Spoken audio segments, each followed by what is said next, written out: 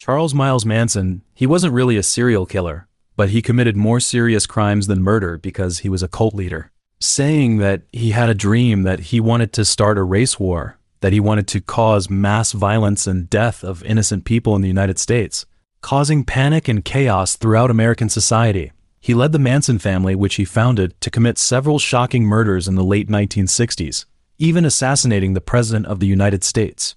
The Manson family was not made up of family members related to Charles, but rather of his coerced followers, people uninterested in the material world, fanatically seeking spiritual liberation and relying on drugs for their spiritual sustenance.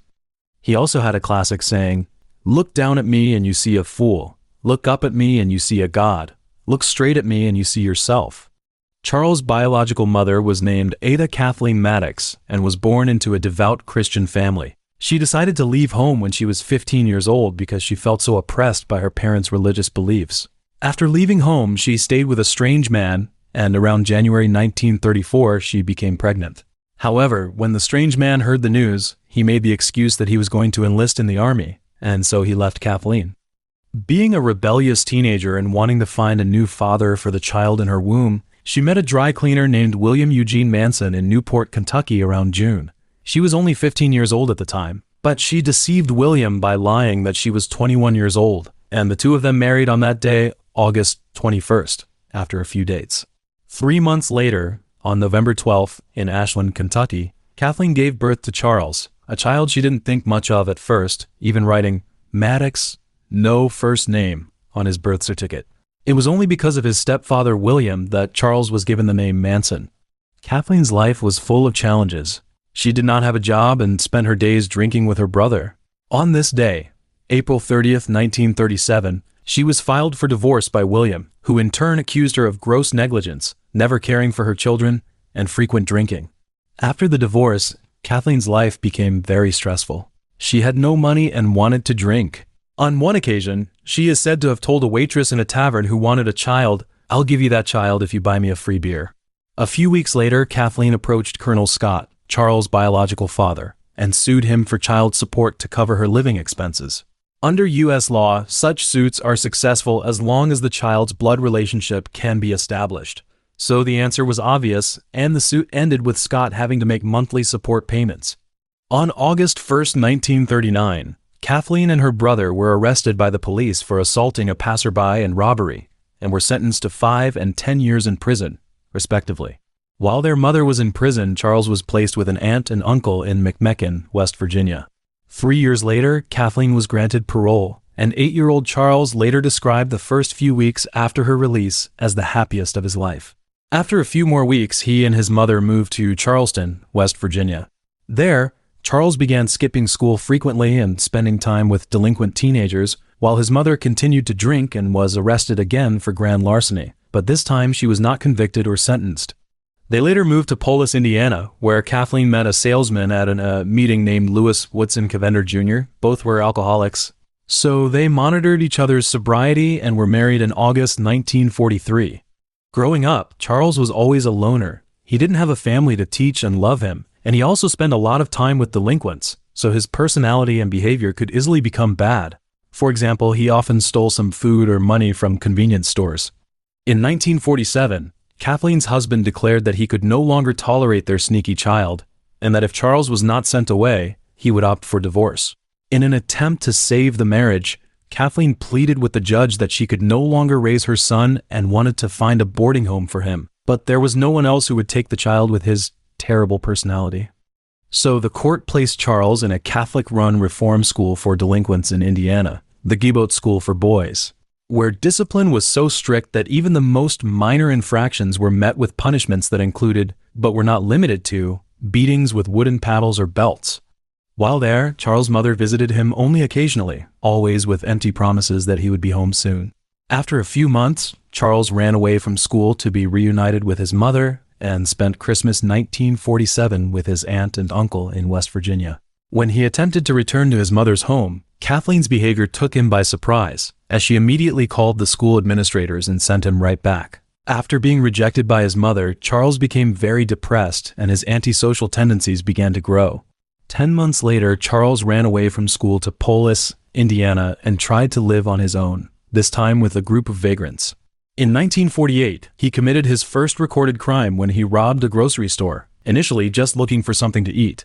But in the process, he found a cigar box containing over $100, which he used to rent a room and buy food. For a while, Charles had a job delivering mail for Western Union and tried to start a normal life. But with no plans to save money, he stole again to make his life better, though he was eventually caught. After a sympathetic judge learned of his life, he sent Charles to Boys Town, a juvenile detention center in Omaha. But after only 4 days, Charles and one of his classmates escaped by stealing a gun and a car. The two then committed 2 more armed robberies at gunpoint on their way to Peoria, Ill. Charles was there for a reason, because his classmate's uncle was a professional thief. And when the two arrived, the same uncle reportedly took them on as apprentices and taught them many of the techniques and ways of stealing. 2 weeks later, Charles was arrested during a nighttime store robbery. During the police investigation, they discovered that he was also connected to 2 previous armed robberies, so they sent him to the Indiana School for Boys, a strict reform school outside of Plainfield, Indiana. Soon after he arrived, Charles recalls, a group of older, bigger boys grabbed him, raped him, then beat him repeatedly before administrators arrived. To escape their harassment, Charles also developed a form of self-defense that he called the crazy game, in which he would scream, make faces, and wave his arms to make the men think he had gone crazy before the harassment, but it did nothing and he would still be beaten and raped. So he tried to fight back, and one night he stole a very heavy blunt object, and while the men were sleeping, he took a blanket and put it over one boy's head and then beat him with the blunt object until the boy's head was bleeding from the beatings, and then he stopped and hid the weapon under another boy's bed. Charles escaped from there in February 1951 with 2 other boys who stole a car, several shotguns, and robbed a gas station on their way to California, though they were soon apprehended in Utah. For these offenses, he was sent to the National Training School for Boys in Washington, D.C. There he was tested for aptitude and found to be illiterate, but with an above-average IQ of 109. The psychiatrist found him to be extremely antisocial, and on his advice, Charles was transferred in October 1951 to Camp Natural Bridge Honor, a minimum security facility in Virginia. At that time, Charles' aunt came to visit him and told the administrators that she would let him stay with her and help him find a job. Charles was originally scheduled for a parole hearing in February 1952, but in January he was found to have raped a boy at knife point. So he was transferred to the Federal Correctional Institution in Petersburg, Virginia, where he committed 8 more serious disciplinary infractions, 3 of which involved homosexual acts. So he was transferred again to the Maximum Security Correctional Institution in Chillicothe, Ohio. He was originally scheduled to be released in November 1955. But his good behavior allowed him to be released early in May 1954 to live with his aunt and uncle in West Virginia. In January 1955, Charles was playing cards at a local casino when he caught the eye of a girl named Rosalie Jane Willis, and after some tense flirting, they began a brief courtship that quickly progressed to dating and then marriage. Although Charles thought his love for Rosalie would keep him away from a life of crime, a pregnant wife and the pressures of life led him back to the mob. This time he was offered a job to get $500 for transporting a stolen car to Florida, but when he arrived, his client offered him only $100 and told him to take it or leave it. So, a furious Charles stole the car again, drove it to the state line, and abandoned it. His subsequent return to West Virginia was short-lived as he realized the gang members were plotting revenge, so he stole another car and fled with Rosalie to California. Shortly after their arrival, Charles was charged with stealing a car across the state line and, after a psychiatric evaluation, was sentenced to 5 years probation. But his failure to appear for a hearing in Los Angeles on the same charges filed in Florida led to his arrest, revocation of his probation, and a 3-year sentence at Terminal Island, Los Angeles. During Charles' incarceration, Rosalie gave birth to their son. During the first year of his sentence, Rosalie and his mother visited him frequently, but as time went on, Rosalie stopped visiting him, and his mother told him that Rosalie was living with another man.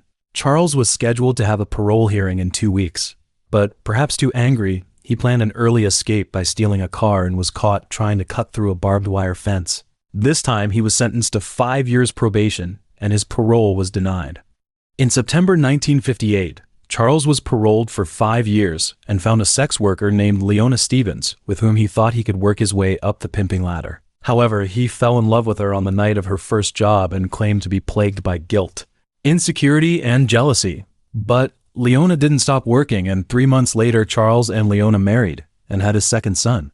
Despite finding several women to work for him, Charles is still broke, so he tries to forge checks, and just as he is about to cash them, he is arrested, though the court pardons him, noting that if he commits another crime, he will be sentenced to 10 years in prison.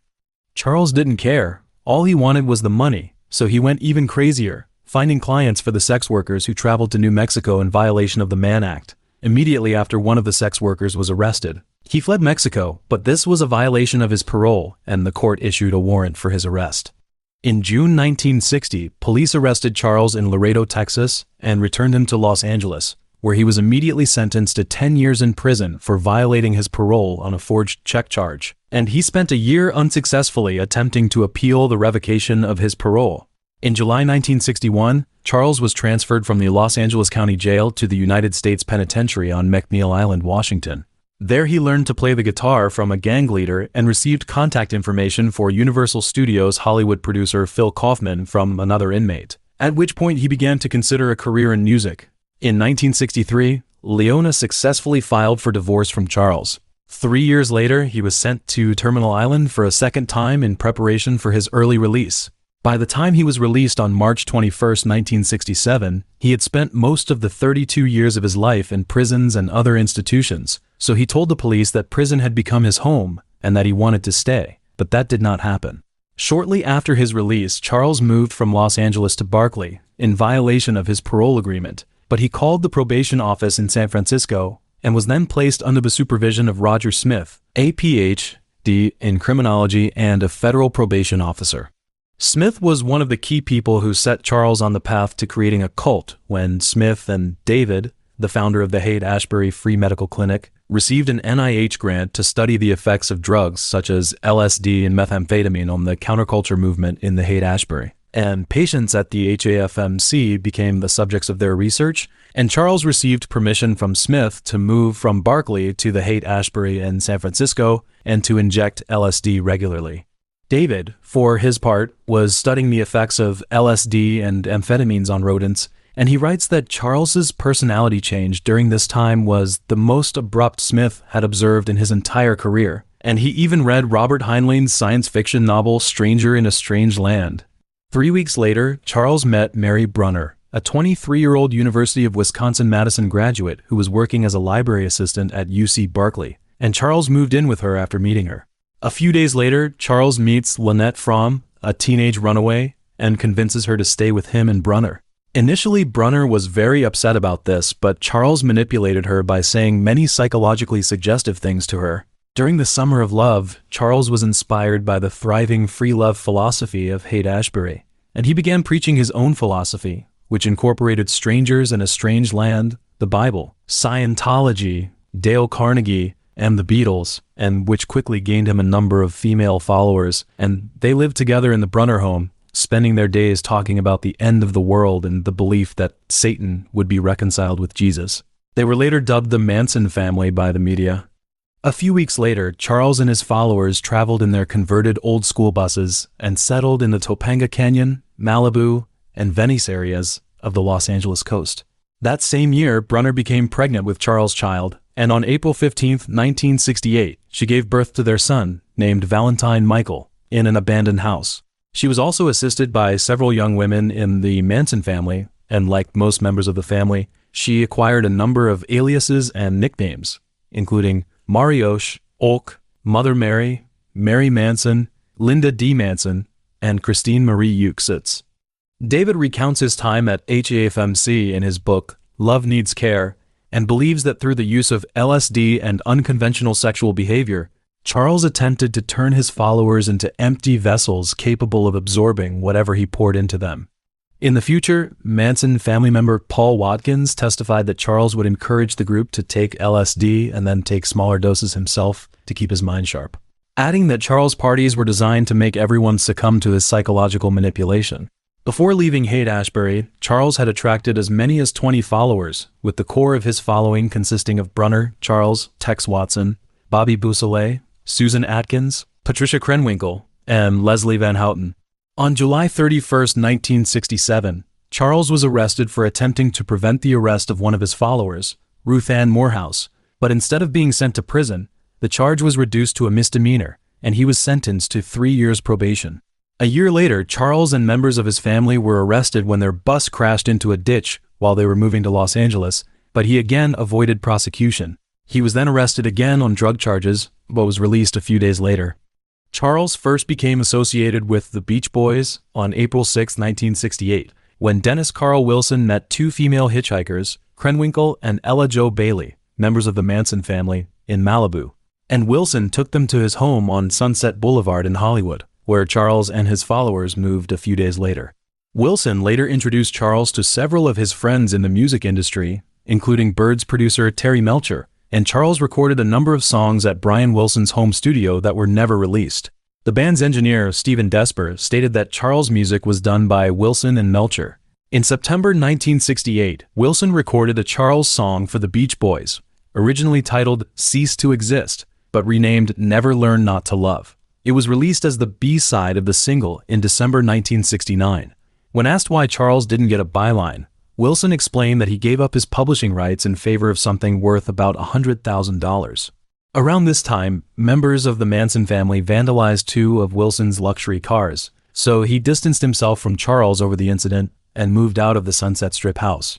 After Charles is evicted from his Wilson residence in August 1968, he establishes a base for the Manson family at the Spahn Ranch, where the female members perform chores around the ranch or occasionally have sex with the nearly blind 80-year-old owner, George Spahn, on Charles' orders, in exchange for his allowing Charles and his family to live at the Spahn Ranch for free. Charles then begins to focus his attention on the idea of an impending apocalyptic race war between America's black minority and the larger white population, at which point the Manson family evolves into a doomsday cult.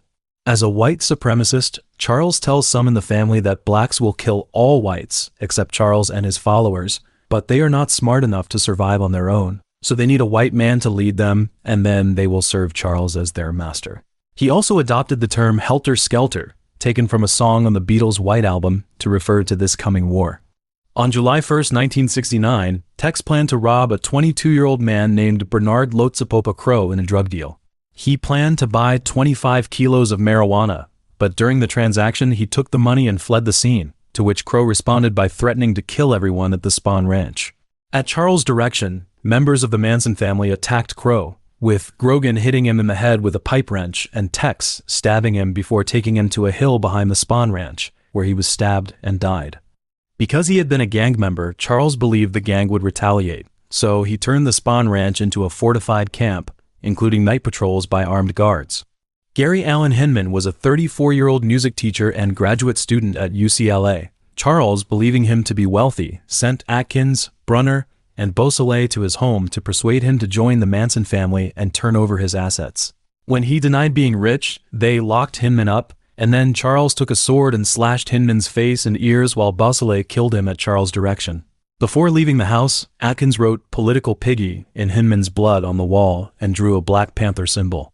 In her autobiography, Atkins wrote that Charles told Beausoleil, Brunner, and her to go to Hinman's house to get the so-called $21,000 inheritance. She said that 2 days earlier, Charles had told her that if she wanted to do something important, she could kill Hinman and get his money.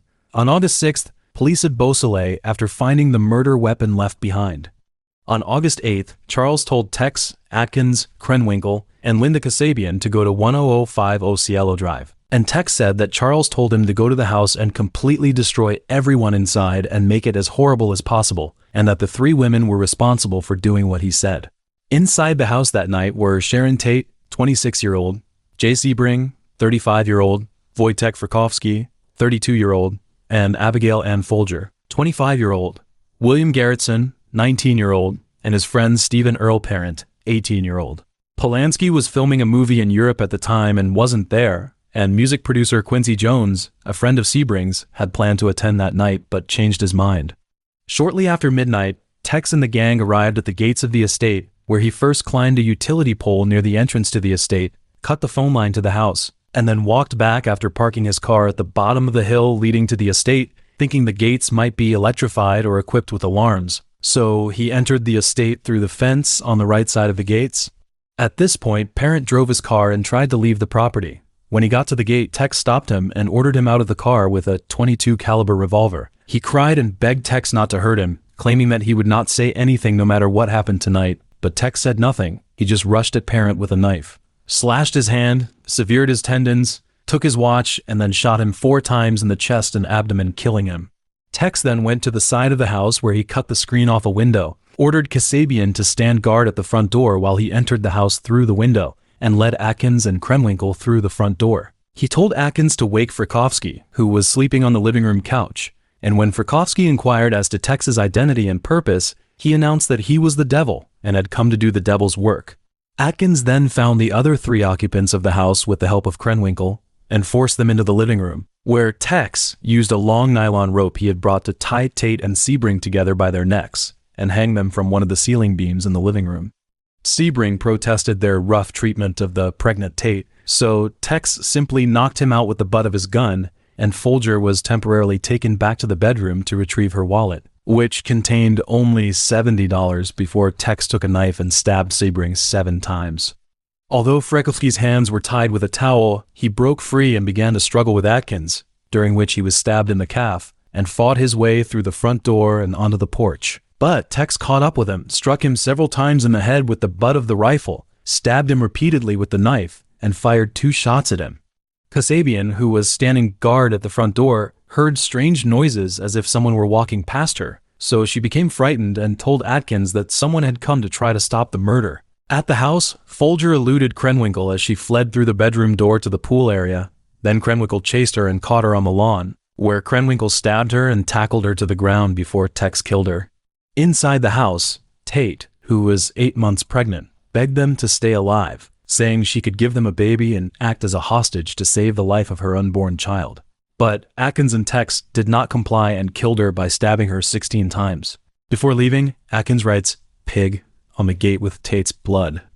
On the evening of August 9th, the 4 of them, along with Charles, Houghton, and Grogan, drove to a house at 3301 Waverly Drive in the Los Feliz section of Los Angeles. Dissatisfied with the previous night's murders, Charles had Kasabian drive to the home of Tate-LaBianca, a 44-year-old supermarket manager, and his wife, Rosemary, 43-year-old, to continue the killings. According to Atkins and Kasabian, Charles first disappeared for a while, and when he returned, he claimed to have tied up the occupants of the house and instructed Tex, Krenwinkel, and Houghton to enter the house. Tex mentioned in his autobiography that Charles went alone at first, then took him with him, and that they entered the house through the unlocked back door. He stated that Charles pointed a gun at Leno, who was sleeping on the couch, woke him up and had Tex tie his hands with a leather thong, that Rosemary was also brought into the living room, that Tex covered the couple's heads with pillowcases and secured the pillowcases with a lamp cord, and that Charles then left to allow Krenwinkel and Houghton to enter the house. Tex first stabbed Leno with a bayonet, the first stab going directly to his throat. Then he heard scuffling coming from the bedroom, and upon entering the bedroom he saw Rosemary attempting to escape by swinging the lamp cord around her neck. So he stabbed her several times with the knife and then returned to the living room to continue his attack on Leno, carving the word war into Leno's abdomen. Upon returning to the bedroom, Tex discovered that Krenwinkel had stabbed Rosemary with a knife and Houghton had stabbed her approximately 16 times in the back and bare buttocks. Tex then cleaned up the stab wounds and took a shower while Krenwinkel wrote "Rise" and "Pig" in Leno's blood on the wall and "Helter Skelter" on the refrigerator door.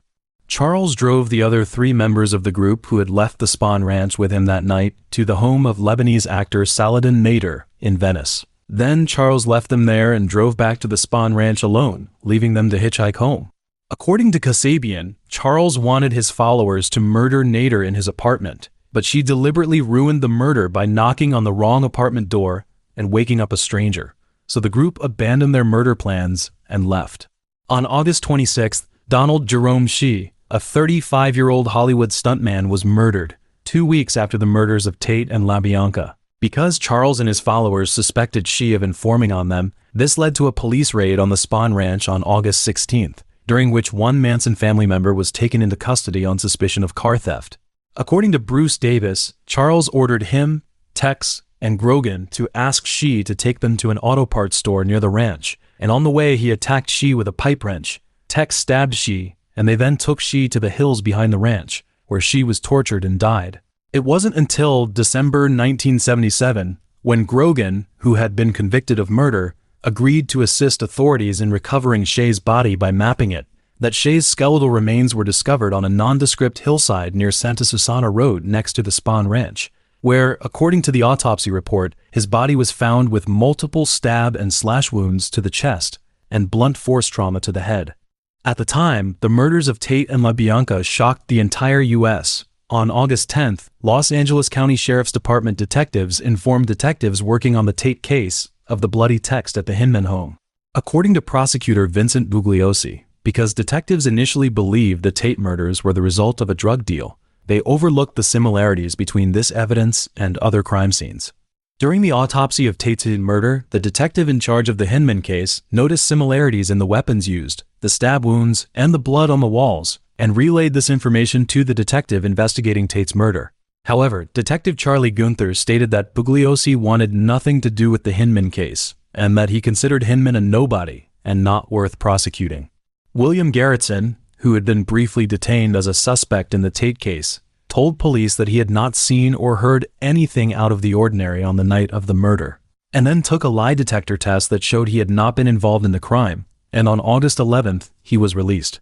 On August 12th, the LAPD told the media that they had ruled out any connection between Tate and the LaBianca murder. 4 days later, the sheriff's office raided the Spahn Ranch and arrested Charles and 25 others, but they were released a few days later due to an error in the date of the search warrant. In late August, detectives working on the LaBianca case noted in a report that there was a connection between the bloody lyrics found in LaBianca's home and the Beatles' latest album. At the time, the LaBianca team was still working separately from the Tate team, and it wasn't until mid-October that they contacted the sheriff's office about a possible similar crime.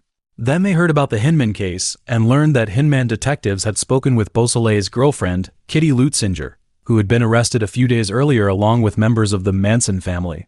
A month after speaking with Lutzinger, LaBianca detectives followed up on the tip and contacted members of the motorcycle gang that the Manson family had tried to recruit as bodyguards while at the Spahn Ranch. Meanwhile, one of Atkins' roommates tipped off the LAPD about their involvement in the crimes. Atkins told sheriff's detectives that after her involvement in the Hinman murders, she was arrested for the Hinman murders and transferred to the Sybil Brand Institute, a detention facility in Monterey Park, California, where she then talked to her roommates, Ronnie Howard and Virginia Graham, and told them about her involvement in the incident. On September 1st, Stephen Weiss, a 10-year-old boy who lived near Tate's residence, found the distinctive .22 caliber revolver that Tex had used on Parent, Sebring, and Frykowski and turned it in to the police. On December 1st, the police announced the arrests of Tex, Krenwinkel, and Kasapian in the Tate case and determined that they were all involved in the LaBianca murder. At that time, they collected physical evidence such as fingerprints from Krenwinkel and Tex on Cielo Drive, as well as photographs, all of which were supplemented by evidence collected from the public. The trial began and was held on June 15, 1970. The star witness for the prosecution was Kasabian, who was charged along with Charles, Atkins, and Krenwinkel with 7 counts of murder and 1 count of conspiracy. Because Kasabian was not involved in the murders, she was granted immunity in exchange for her testimony about the night of the crime. Initially, police made a deal with Atkins in which prosecutors agreed not to seek the death penalty against her in exchange for her grand jury testimony on which the indictment was based, which was withdrawn after Atkins recanted her testimony. Because Houghton participated only in LaBianca's murder, she was charged with 2 counts of murder and 1 count of conspiracy. Initially, the judge reluctantly granted Charles' request to serve as his own attorney.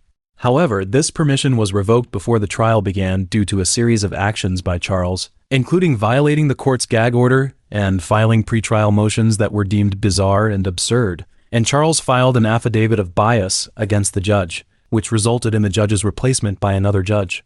On July 24th, the first day of testimony, Charles appeared in court with an X tattooed on his forehead as a statement that he was not deemed competent to speak or defend himself and claimed to be removing himself from the world of the establishment, a mark that was replicated on the foreheads of the female defendants and most of their family members the following weekend.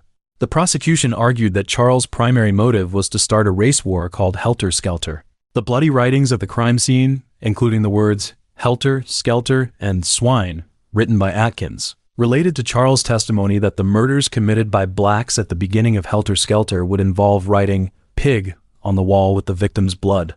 Atkins, on the other hand, testified that the blood on the wall was intended to mimic the writing at Hinman's murder scene, not to foreshadow an apocalyptic race war. According to Bugliosi, Charles instructed Kasabian to hide the wallet taken from the crime scene in the women's restroom of a gas station near a black neighborhood. However, the wallet was actually discarded in a predominantly white neighborhood about 20 miles away. During the trial, members of the Manson family loitered near the entrances and hallways of the courthouse, and the prosecution, to keep them out of the courtroom, called them as potential witnesses so that they would not be disruptive while others testified. As the group stood vigil on the sidewalk, some of the members carried hunting knives, which were in plain sight but legally carried. There were also family members who tried to dissuade witnesses from testifying, and prosecution witnesses Paul Watkins and Juan Flynn were both threatened. Watkins' van was badly burned in a suspicious fire. Former Manson family member Barbara Hoyt agreed to accompany Atkins to Hawaii after overhearing him describe the Tate murder to family member Ruth Ann Morehouse. While there, Morehouse gave Hoyt a hamburger laced with several doses of LSD, and she was then found lying on the side of the road in Honolulu in a drug-induced semi-conscious state, and after being taken to the hospital, she did her best to show that she had been a witness in the Tate and LaBianca murder trial. In fact, prior to this incident, Hoyt had been reluctant to speak up and testify, but after this incident, she never hesitated again. On August 4th, despite the court's precautions, Charles showed the jury the front page of the Los Angeles Times with the headline, "Manson Guilty." Nixon declares. The headline referred to a statement made the previous day by President Richard Nixon, in which he condemned what he saw as the media's glorification of Charles. The next day, the defendants stood up and said in unison that, in light of the president's remarks, there was no point in continuing the trial. On October 5th, Charles jumped over the defense table and attempted to attack the judge before being wrestled to the ground by the bailiff and led out of the courtroom with the female defendant, who then stood up and began chanting in Latin, after which the judge allegedly began carrying a revolver under his robe. The prosecution rested its case on November 16th, and 3 days later, after some arguments on the standard motion to dismiss, the defense also rested its case and called no witnesses, which shocked the court, with Atkins, Krenwinkel, and Houghton objecting vociferously, insisting that they had the right to testify. In chambers, the women's attorneys told the judge that their witnesses wanted to testify that they planned and committed the crimes, and that Charles was not involved.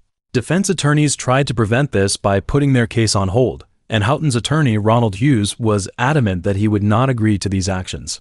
Prosecutors argued that it was Charles who saved himself by suggesting that the women testify in this way. The next day, Charles testified and the jury was dismissed from the courtroom. According to Bugliosi, this was to ensure that Charles' testimony would not violate the California Supreme Court's ruling in People v. Aranda because his testimony implicated his co-defendant. However, he argued that Charles would use his hypnotic powers to unfairly influence the jury.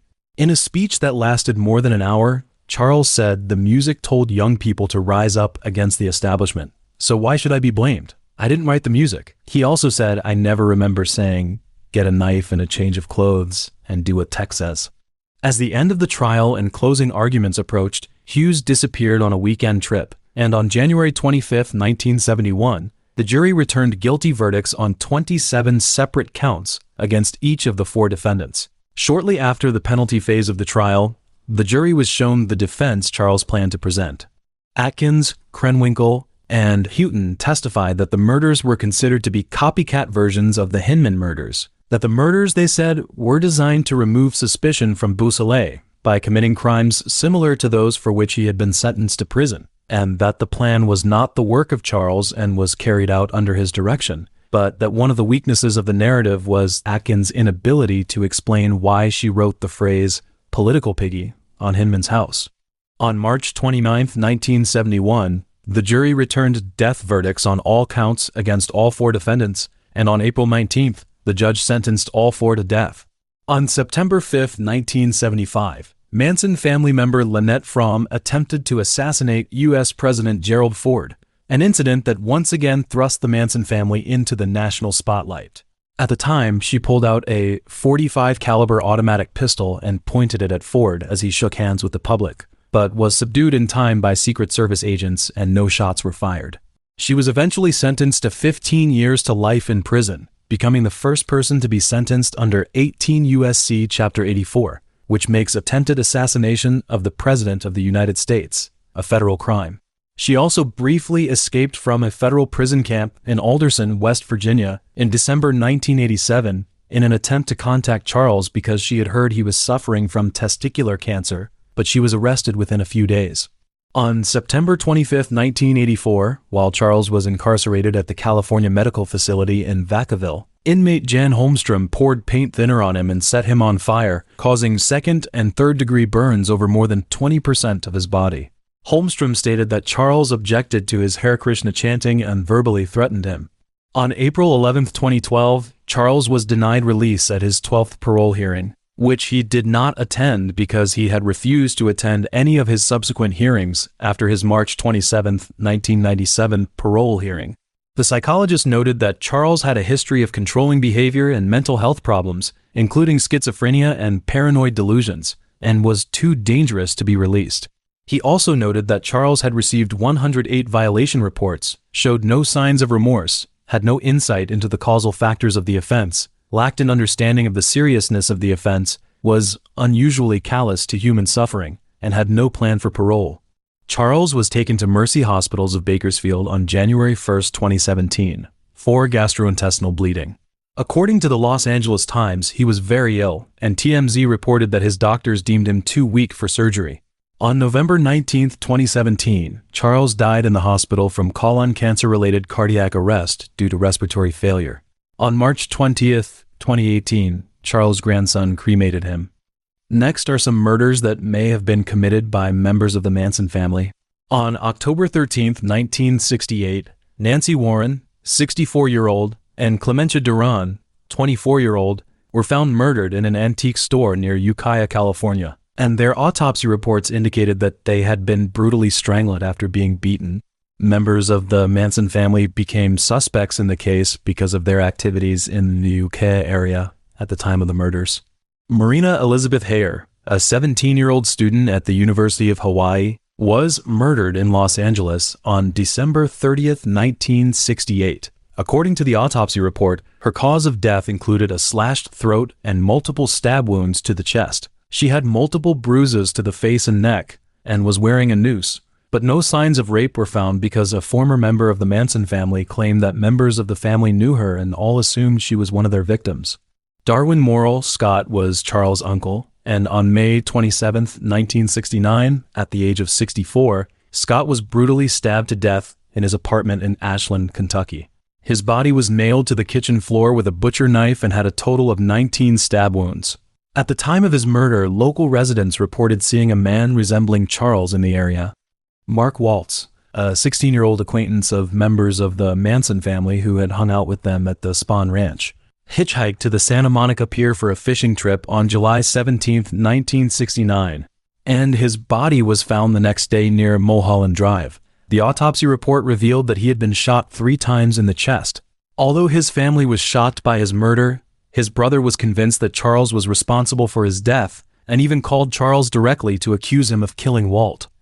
John Philip Hott, age 22, was an Ohio native who moved to California to meet Charles in the summer of 1969, then joined the Manson family and was arrested for the murders of Tate and LaBianca.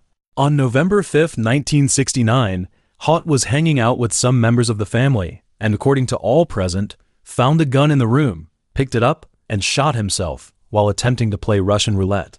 However, when the police investigated the death, they found that instead of 0 bullets and 1 spent cartridge, the gun contained 7 bullets and 1 spent cartridge, and furthermore, the gun had been wiped clean of fingerprints. But still, the police concluded that Hott had committed suicide. On November 7, 1969, James Sharp, 15-year-old, and Doreen Gall, 19-year-old, were stabbed to death in an alley in Los Angeles.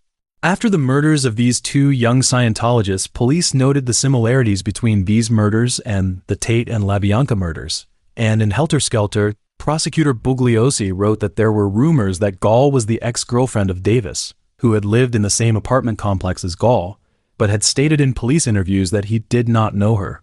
Reet Jurvetson, a 19-year-old young woman, was stabbed to death along Mulholland Drive in Los Angeles, California, on November 16, 1969.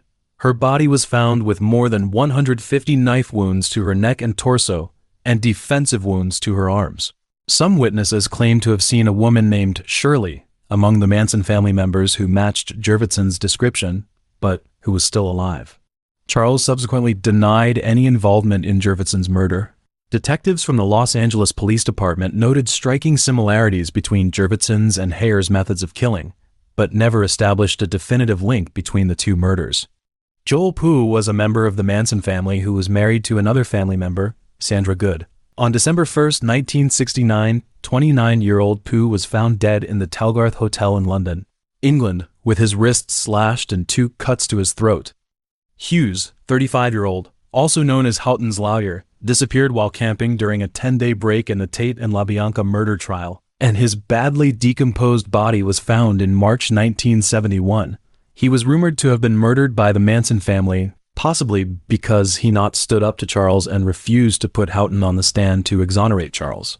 On November 8, 1972, the body of 26-year-old Vietnam Marine Corps veteran James Willard was found by a hiker near Gurneville, California, and his station wagon was found in front of a house in Stockton where several of Charles' followers lived, including Priscilla Cooper, Lynette Fromm, and Nancy Pittman.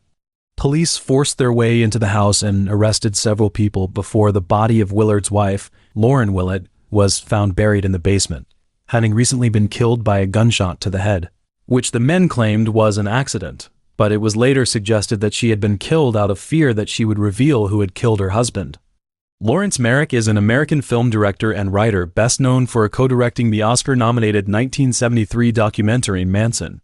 On January 26, 1977, he was killed by a gunman in the parking lot of the acting school, and his murder remained unsolved until October 1981, when 35-year-old Dennis Minion confessed to police, but was found not guilty by reason of insanity in the ensuing trial and committed to a mental institution.